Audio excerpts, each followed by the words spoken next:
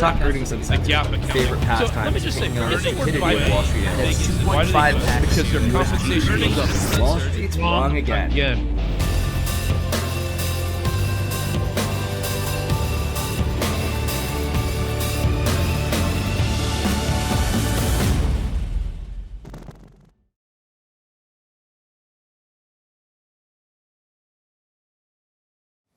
Welcome, everybody, to a special edition of the Altimetry Authority Show. As always, I'm the Director of Research, Rob Spivey, and I have my co-founder of Altimetry, Professor Joel Litman, our Chief Investment Officer. And Joel, we have a special guest today. Yeah, we have a guest for the Altimetry Show today, and it's Colonel Jon Shaffner, great friend of mine. We met at USMC War College, U.S. Marine Corps War College, and I remember someone saying to me at the time, you know, the people in your classroom, some of them go on to be at the Pentagon. And next thing I know, John was one of those people that ended up, that was his third master's degree at Marine Corps College. He went to West Point originally. But anyway, he has a tremendous understanding of how budgets work, how the government works. And we regularly have these war rooms with John where we try to talk about what's happening in the world, what's happening in the military, what's happening in the federal government. And then we relate that back to what's happening in investments. And that's why he's on with us today. We got three awesome topics to discuss with you. Colonel, thank you for being on the show. Thank you for your service, as always, of course. Always appreciate it, Joel. Great being here, and definitely a time for some deep discussion on government impacts to the economy. Yes, sir. That is a fact. And so, right, we got three things. We want to talk about tariffs, we want to talk about spending, and we also want to talk about geopolitical things. So first one, John, tariffs, which might be probably the farthest away from your wheelhouse, even though they're all, I think, we think they're in your wheelhouse. But what is your opinion of everything that's going on in tariffs? And are you, from your experience in the industry, hearing anything specific, especially related to international players, around concerns about either if it's component costs, material costs, or delays in contracts, or anything else? Yeah, so it's really interesting, and if you really think about how much money our government spends on stuff, right? Hundreds of billions of dollars. When I was in the Pentagon, I was running the aviation platforms portion of the government, or the budget for the Army. My pot of money was about, $4 to $6 billion. Not that bad. A year, right? So when we're talking about a $1 billion company, $1 billion, $1 billion to the DoD when they're spending almost $1 trillion a year, is not really that much. 200, 300 million budget dust. Right? These things happen. There's huge opportunities for companies. We talked about at other times. But for the government, it really isn't that big of money, which it should be, but it's not. And I think in the future it will. But as far as tariffs are concerned, there's been an ongoing effort in the last near decade, I'd say, to kind of solidify our supply chain, right? If you look and you pull the string on a lot of supply chain for critical military instruments, a lot of it goes overseas, whether it's this screw, this nut, this thing, right? And it's very specific items. And then if you look at, base materials, titanium, nickel, a lot of the things that a submarine is made of, right? Not normal stuff you're going to buy at Lowe's, right? It's not plywood and pig iron, but a lot of these things have supply chains that do go overseas. Now, as I said, the last decade they've been trying to fix this and kind of onshore a lot of it and clean a lot of it up. But this most recent round has hit some people a little harder than they expected. I don't think it will affect the budget of what we spend. I think it might affect some people's bottom line of what they need to spend to get it. But I think it will impact numbers and maybe potentially availability of some exquisite materials. Now, as almost an aside or a caveat, these exquisite materials are key components, right? There was an issue, it was very personal to me, was they changed the material composition of a component on the Apache helicopter, and it caused them to fall out of the sky. That's a problem. You're a helicopter pilot like you were. It was, yeah. It was mildly concerning. So I would go, and there's a specific component. You'd have to go up there and inspect that every day. Because we didn't know at the time that they'd changed, somewhere in the supply chain, changed the chemical composition of the metal that they were putting in it. Was it just like it was less heat resistant or something? Or? It had more tendency to shatter. Oh. Right, so it wasn't as elastic, I guess would be a way. So you're saying the tariffs could result in changing things that a supplier there are doesn't layers. realize Yeah. how important it is, and that could result in Yeah. a lot more time and effort trying to fix a lot of these layers, issues. layers to the changes that tariffs could bring. Now, overall impact, I don't think you're going to see a whole lot of impact to U.S. companies' bottom line, at least initially. As I mentioned the other day, when I was at a show, a Navy show, I went to a. And when you say Navy show, you mean like this is like a bunch of defense contractors who are getting together on a confab to all share notes and to try to sell stuff to the Navy. Is that what this is? So it was 700, 800, maybe 1,000 different contractors. And that's, a drop in the bucket of the amount of contractors that are out there.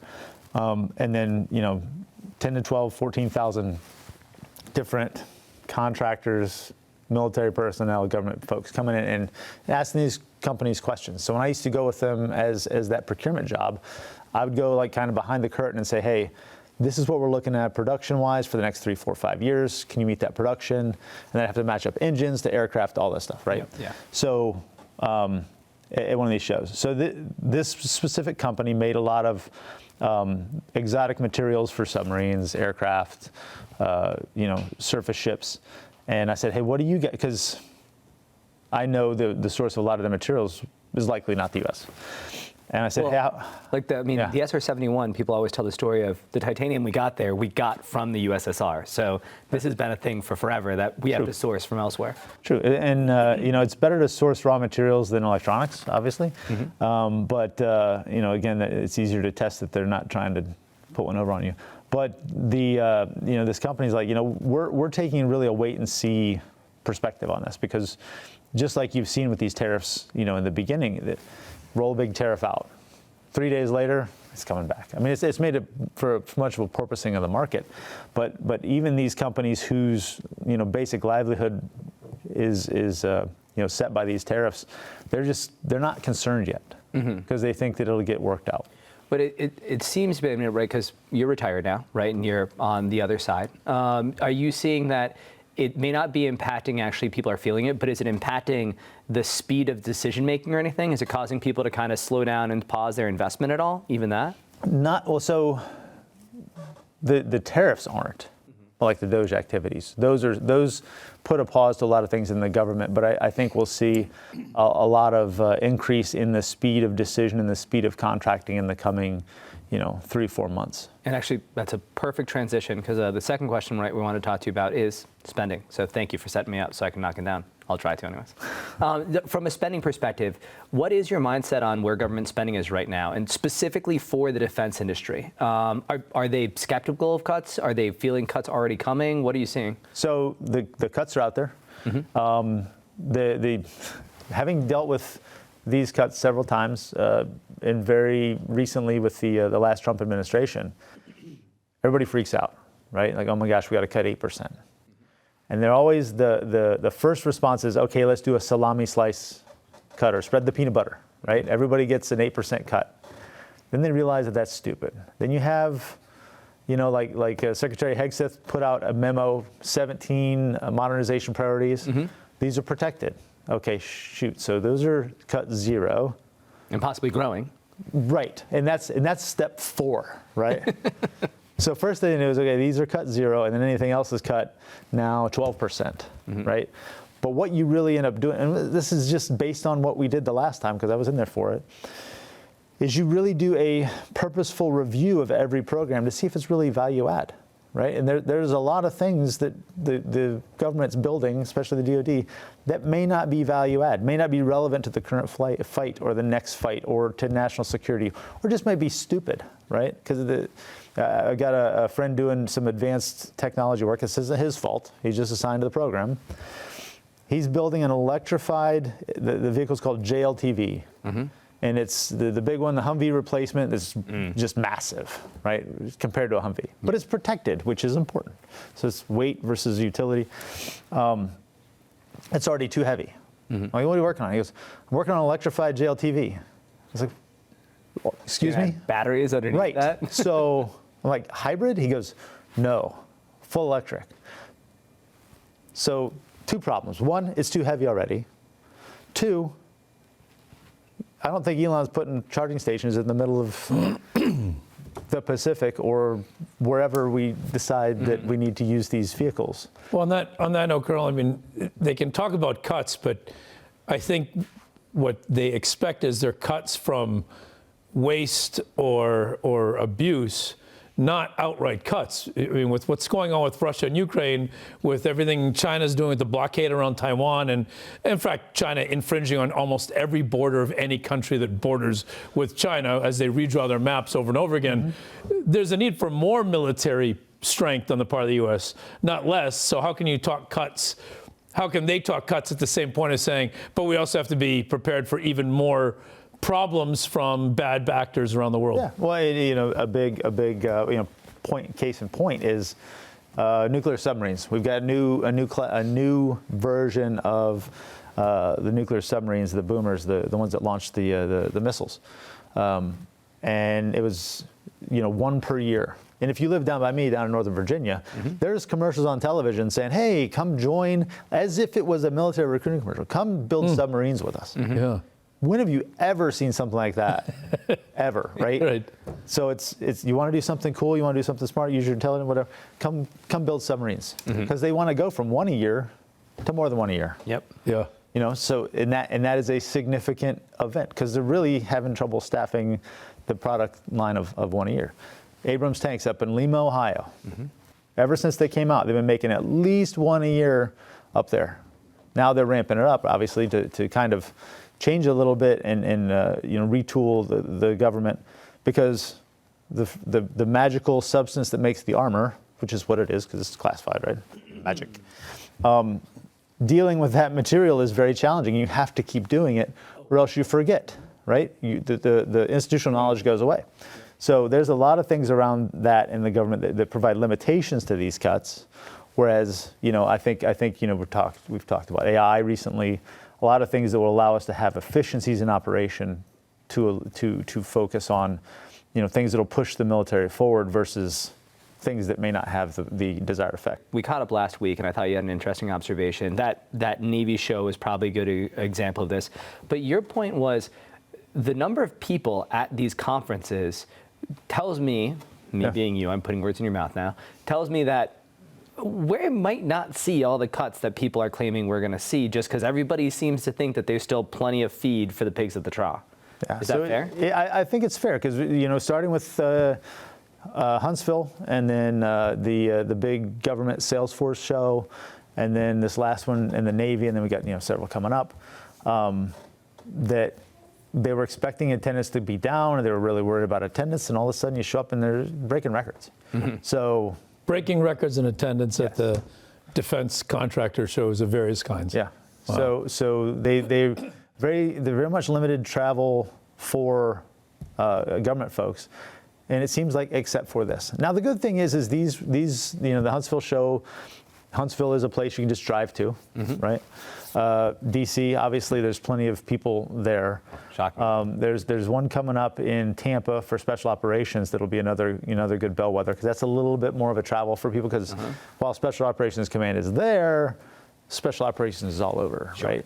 So that one will be a really good bellwether of, hey, how much is this really sticking? But like I said, you don't see any open booth space. Wow. And you don't see any shortage of people walking around collecting tchotchkes. So, Rob, am I right to say in the coming weeks and months, given on how we take Colonel Shaffner's work and improve it and include it, integrate it into our research, that there are some stocks that, with the market fall off, there are a lot of defense companies that have fallen off a lot that may not have anywhere near as bad a future as the stock is pricing in, and we might find some really interesting stock ideas that line up with what we do with the altimeter and what Colonel Shaffner is telling us. And I think too, Joel, with some of the, you guys say it, not my words, but insider expertise that I have, right? We can start to see those contracts getting queued up, both in size and scope and focus, and we can see who the government thinks are best fit opportunities for those, and then roll those against, say the altimeter or something like that. Say, hey, because the government doesn't always award contracts to the best financially capable company. Yeah. There's a lot of other variables in there. But what we can do is we can say, hey, these are best-in-class folks. They fit and align well with this. They seem to be in favor of the government. And then in government business development, we call it P-win, right? So these guys have a pretty good P-win of it. So we could say, hey, these guys are doing well already, and they're about to get a major adrenaline injection from this 10x government contract. And everybody, to Joel's point, to John's point, I mean, that is what we're doing, right? We listen to, John, what you say, and then we integrate that into our ideas. Some of our big defense contractor ideas, they've actually come from conversations with Colonel Shaffner, or afterwards and whatnot. So, John, we talked about the defense side of things. Let's talk about any perspective you have. You're still in the D.C. area after all, and you talk to a lot of these people. Let's talk more of the civilian side of it. Are you hearing from what we all see the videos of Congress members going home and having to be in front of town halls and just getting savaged because people are so nervous about Doge? Are you seeing that be a pushback on the cost-cutting side of the Doge narrative? Not the side that we all know is important about Doge, which we'll talk about in a second, but on that side, are you seeing any pushback there? So on the the personal staff and cutting side. So I think if you peel back the onion on these town halls, most of them are in the vicinity of where I live. Virginia. Yes. Northern Virginia, Maryland, D.C. area. It's the DMV, right? Yeah. D.C., Yep. Maryland, Virginia. Yep. But what you see is those are the areas where these places are going to be impacted. Does the rest of America care if D.C. is taking a hit? I mean, how many people outside of D.C. are Commanders fans, right? I mean, not a lot. But I know Jaden Daniels is making people start to believe. I'm just saying. But they're Jaden Daniels fans, not Commanders fans, right?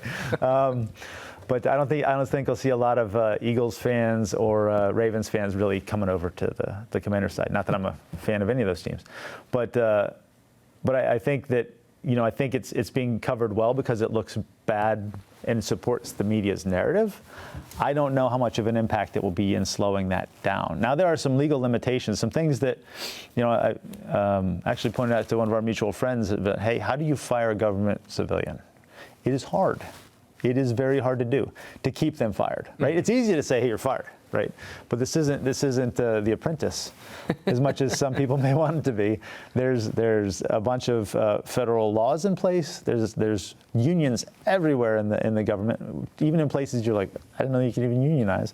And then there's a lot of other limitations to actually firing folks. And then, at least in the initial push of it, there's a lot of, baby with the bathwater kind of problems. Like, oh shoot, we just lost our 10 people that were doing all the work here, right? So we got to figure out how to get them back.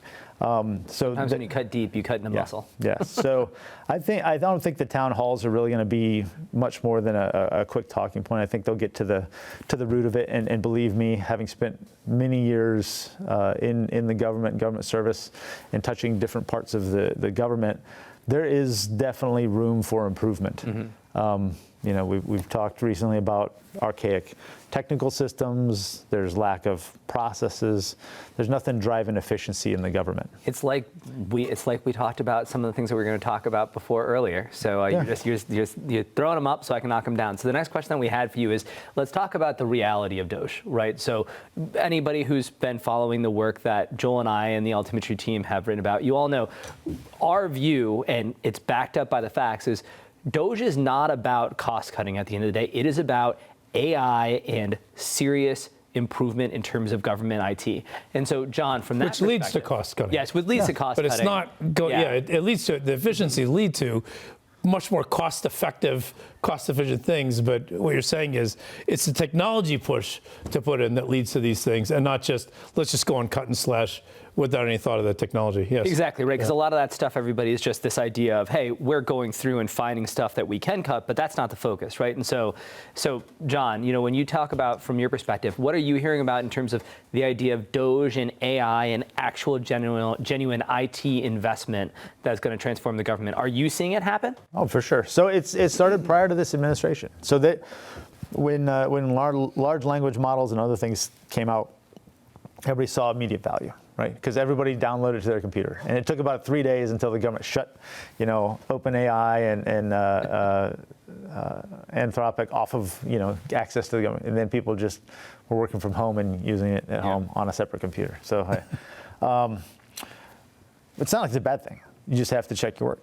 But there is a significant effort towards modernization of government systems. I've met no less than 5 companies that their sole business proposal and core competency is taking mainframe data and putting it into the cloud, right?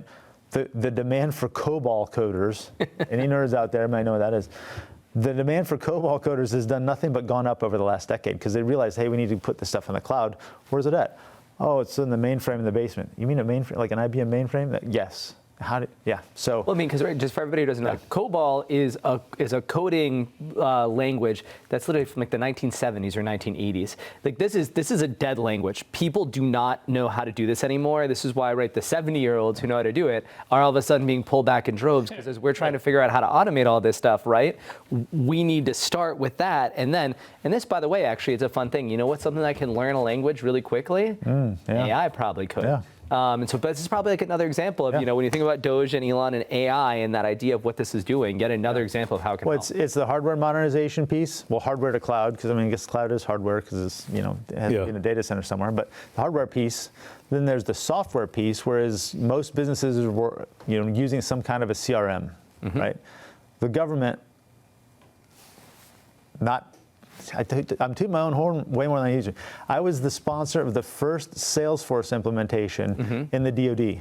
I didn't know that till I went to their conference and it was made a big deal of, right? Hey, this is the guy's running it, and I'm like, hey, you're the guy. This is all because of you. And I'm like, what? Wow. Do I get an extra serving of, lunch or something? Nothing. Not even like a bottle of bourbon. They can do that. I'm out of the government. I can take gifts. Salesforce. Note. But no, it's good. But yeah, so there's that side of it, and then there's the next generation side. That's just basic, early 2000s technology that we're not there. Yeah. Now with AI and all the other computing, data sciences, all those things, the government has built proprietary data sets, which aren't really. They just put like this imaginary wall to protect their data that's in a known database style from talking to other databases that maybe could provide some other value, right? It is the wildest thing. My marriage certificate had to be put into 2 different places. One to prove I was married for benefits, and one to prove I was married for pay. Yep. I had to give it to him twice, 2 different systems. Very frustrating, right? It's like, well, and knowing data like I did, I was like, this blew my mind. I complained, but it did nothing for me because the government's government back then. Right? So hopefully sometime soon we can break down that wall. We spent the last over decade building a new personal records program in the Army. And then other services are in varying degrees of terrible, behind that. It's just, there are layers upon layers of efficiency that can be built in the government, and Doge is pushing that way. Right, and this is the big thing that I think people don't realize is this idea that there is mass opportunity without you cutting. Like, people are obsessed with, you're going to have to cut Social Security and cut Medicare and cut Medicaid to be able to, cut the budget. There's reality that inside of those programs, to your point, inside of running the military, there are a ton of ways to save costs without reducing our ability to force project if we think about things from a thoughtful technology perspective. You can reduce costs and increase effectiveness, right? Given these kinds of efficiencies that are available. We talk about this all the time. Your government spends, right? It doesn't. Your government invests. Your government invests at some point, but your government mostly spends, especially on defense. Like, your government spends almost $1 trillion a year on defense. If not, it depends on how you do the math. More than $1 trillion. Yep. That's a lot of money. You look at the total cost of the Social Security program, a little behind that, right? Yeah. If you put DoD and VA together and maybe throw DHS on top, $1.5 trillion. So it's a lot of money. But I think that, to your point also, right, before we kind of venture over to the world of geopolitics, you said something when we were talking last week about how, right, yes, you were part of the first Salesforce implementation in the DoD, but you're starting to see that idea of partnering with firms that can bring technology and AI capacity, accelerating the government. You mentioned that Salesforce just won a big U.S. contract. Is that right? Yeah, so Salesforce, so there's Salesforce and ServiceNow. And then the clever thing is they all run through the same integrator, both of them. But we can talk about that. I think that's a good topic for another time. But yeah, so there is a big Salesforce contract that was just won to support a couple different parts of the government. So they're finally realizing the value of these things to get after this. And really the technology because, I mean, I did 25 years. I'm kind of oldish, right? But the technology is finally getting to the point where they can make it so that the user interface can be understood quickly, right? Which is really where 95% of your sales go in the government is, can my population, do they like and can they use that interface? All the back end stuff, all the hard to do work is irrelevant to the people that are buying this platform. Yep. They just want like, well, that looks easy to use. I like it, right? And that's, I'm not trying to, lessen the burden, but it's just really funny how that works. Well, I mean, and I think the important thing about this, and just for everybody for context, part of the reason why Joel and I wanted to have John on today is because we think that there's a big deal happening right now, which is we are about to see the second phase of the Doge initiative, where we think what's going to happen is, John, like you said, contracts are going to start to be awarded now that we've gotten through and sifted through everything that's been going on from the perspective of how the government and AI works and IT works, and how do we do it. And so I think it's a really good example of that. So yeah, I appreciate the insight, truly. Huge upside. We're building up our research now because it seems like once we take the information you have about where contracts are rolling towards and looking at our coverage database, which is way beyond anything Wall Street would ever cover, we're going to find some really, really interesting stocks to buy. Some small ones in particular. And small ones that are uncovered by Wall Street. Yeah. And so, John, the last question that we always like to ask you about is, let's talk geopolitics. Right? Certainly, there seems to be a lot of noise after, the first wave of Liberation Day. Is this going to lead to a hot war with China? Is there anything else? Tell us about your lay of the land for geopolitics. We got Iran floating out there. We got China. We got anything? Is there anything that's top of mind for you? Let me add to the question, just right, and it does arc back to the tariffs issue, right? The tariffs in 1930, right? In 1930, the U.S. tariffs resulted in a trade war that led to Cuba's revolution, which led to the country becoming communist and ruling that country for the last 90 years. It led to all the socialist roots of Canada, which almost went communist at one point, right? And the tariffs were put in place in 1930, and if you include all the retaliatory stuff that happened, let's see, Hitler became chancellor in 1933. Right, which really were the underpinnings leading to World War II. Had Germany not lost something like 70% reduction in its exports, right, directly as a result of what happened to tariffs. So when we think of how important something like tariffs and other things going on are to trade wars becoming kinetic wars, do you see that risk right now with China, Taiwan, with other countries? So I think there is concern with China. The fact that we are so specifically targeting them, out of balance with the rest of the world. The rest of the world, we're like, hey, let's make a deal. China, here's another 30%, right? That's just showing me that we don't have a lot of interest in dealing with China and making a deal with them. Could it push them over the brink? What does that look like? We're not really good at having desired political outcomes of our adversaries outside of, since World War II, right? The reality is there are some situations. In every situation, we could have had the desired outcome. We just didn't, right? So my faith in our ability as Americans to think strategically and along the political lines is, a little bit lacking, right? So I am concerned about China and how that ends up. I don't know how they could become more of a threat to us right now. I'm not sure, because just given how they are, there's already a significant infestation of Chinese Communist Party actors and influence in the United States. It's all over the place. It's one of those things you don't see a lot about, but it is factual and real, and there's definitely a lot of evidence showing how much influence they have inside the United States already. Right? So I don't know how it could get worse. It could go kinetic. That would be worse. But if it goes kinetic, how does that look? How does China project power? It could be very much a terrorist or a sabotage type of an operation, versus it's not going to be Chinese paratrooping into You mean Red Dawn California. isn't actually going to happen? No Red Dawn scenario on the horizon right now.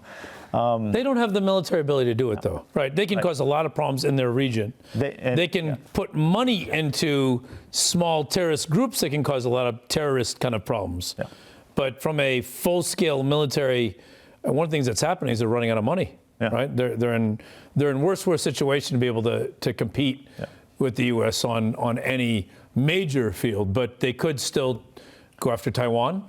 Well, actually, Joel, before we get that, I think you make a really good point about this frequently when you talk about the idea that part of the reason, I think you've said this actually when Colonel Shaffner was in the Pentagon, you said, hey, look, maybe we shouldn't push China quite so hard because, right, I think you make the point about tax bases and everything else and how it sets them up to not be able to compete with us. Yeah. So they're on a weaker footing than people realize. Yeah, long before these trade wars occurred. I mean, what I was meeting with Colonel Shaffner about inside the Pentagon years ago was specifically that China was running out of money already. Belt and Road, they talked about, but they're already pulling money back on that.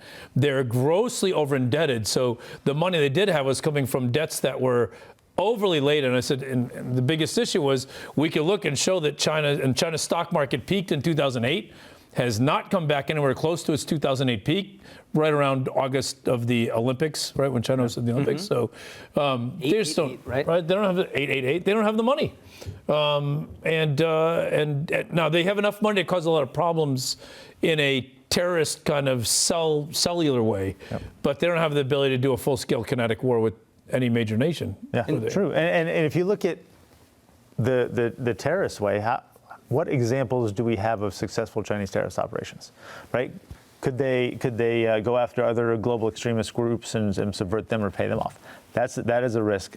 But I think the big risk to China is to their neighbors, and then to us potentially with sabotage and some things like that. But I think we've pinned down a lot of that threat. I don't want to go too far with saying it, but I think we've pinned down a lot of the threat just given how they've been very haphazard with how they've, really shown their cards in their deck. We always go back to the, can China build a jet engine? Allegedly they can, but you can tear it apart. I bet it says, it's got Russian. Yeah, has Cyrillic writing in it, but it has a Chinese shell on it. But and their aircraft carrier, I think, still can't launch their most advanced jet fighter. So, yes. Which they call a generation 4 or 5, but in reality is like a generation 3.5 if they're lucky. Is that fair? Yeah. They don't seem to understand what a generation 4 or 5 aircraft is supposed to be. They know what it looks like, but they don't know what it is. And they don't understand how to actually make the side smooth enough that it won't show up on radar. But don't give them a but so you mentioned when we were talking last week the idea that China probably is overplayed. There's something else happening in the Indian Ocean that not enough people fully grasp what's going on that could be very important in the next few months. So it's been reported. So I'm not tipping any hands here. There are layers to this, but there's a significant buildup on Diego Garcia of bombers. I think it was reported that a bunch of B-2s had headed out there, stealth bombers. U.S. Yes. Yeah. We don't sell those to anybody normally. Yeah.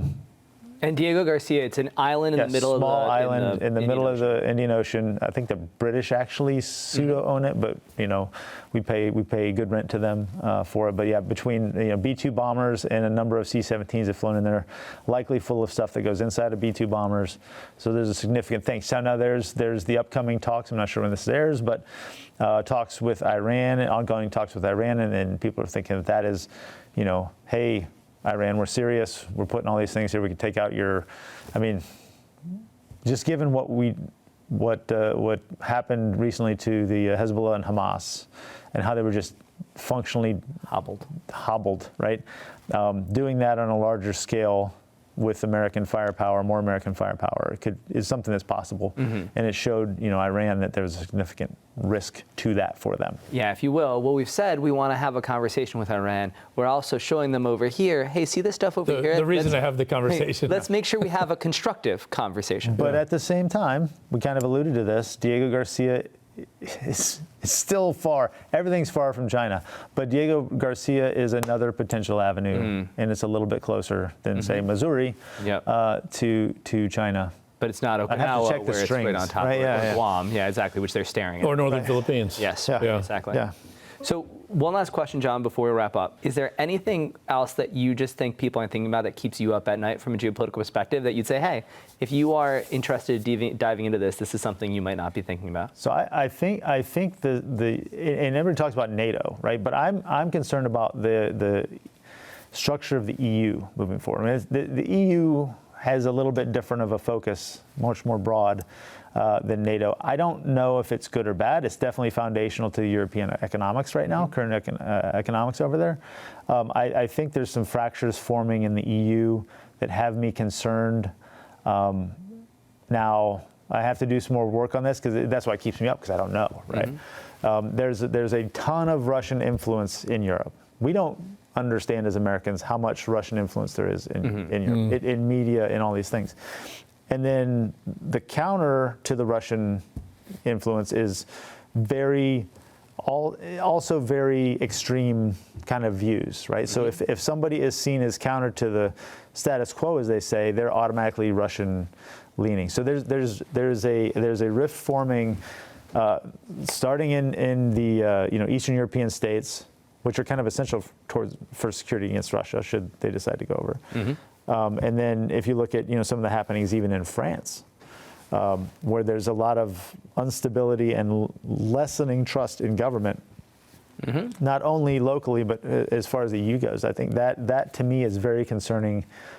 Just kind of like what you were saying in the beginning, Joel, is who's going to come out of this in power, and is it going to be from a position of strength? Is it going to be a position of desperation, right? Because the growing desperation, or the feeling of desperation in Europe, has me concerned to create another fracture. We don't need another European land war, although we tend to come out of them well. Shockingly, not being connected to Europe physically does mean that we get a benefit from that. But the amount of death and destruction that go into something like that is not something that I would say is worth the economic outcome. At the same time, it has me concerned. That makes sense. No, it's great. Well, Colonel Shaffner, as always, thank you so much for coming on. Thank you for sharing with all of our viewers. And so everybody, thanks so much for joining us for the Altimetry Authority Day, and have a great day. Thank you, everyone. See you next time. All right, thanks everybody for tuning in. If you want to hear more and follow us on a daily basis, just click the first link below and be able to track what we're doing every single day.